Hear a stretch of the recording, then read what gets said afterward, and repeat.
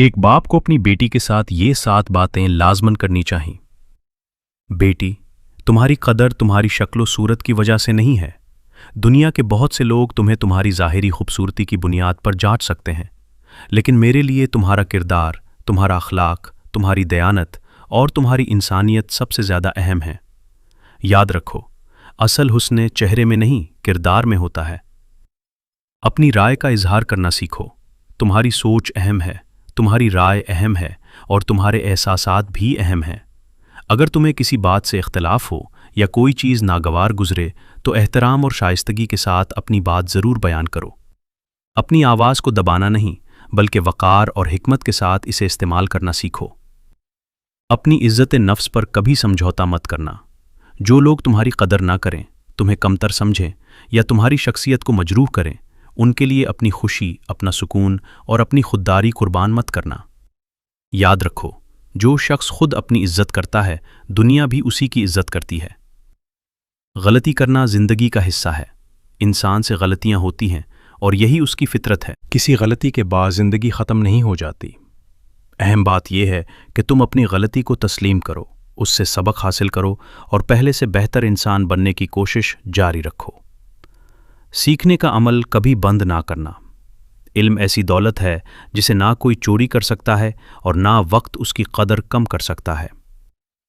किताबों से सीखो, तजर्बात से सीखो और लोगों से भी सीखो, क्योंकि सीखने वाला इंसान हर दिन पहले से बेहतर बनता है।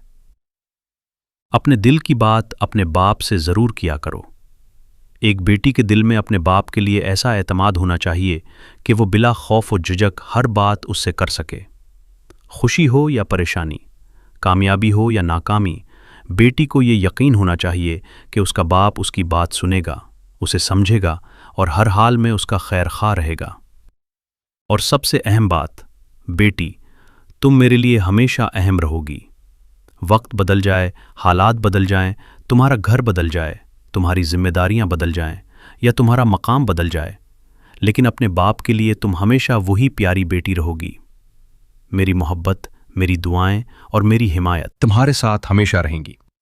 खुलासा ये है कि जवान होती हुई बेटी को सिर्फ अच्छे कपड़ों, आसाइशों, पैसों या सहूलतों की ज़रूरत नहीं होती।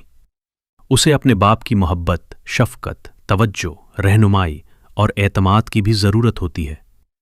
एक बाप के हौसला अफ़ज़ा अल्फाज, उसकी दुआ और उसका गैर मशरूत साथ बेटी की शख्सियत, उसके एतमाद और उसके मुस्तकबिल पर गहरे और मुस्बत असरात मुरत्तब करते हैं। वो बाप खुशनसीब है जो अपनी बेटी के लिए सिर्फ कफ़ालत करने वाला नहीं, बल्कि एक दोस्त, एक रहनुमा, एक मुहाफ़िज़ और एतमाद का मरकज़ भी हो।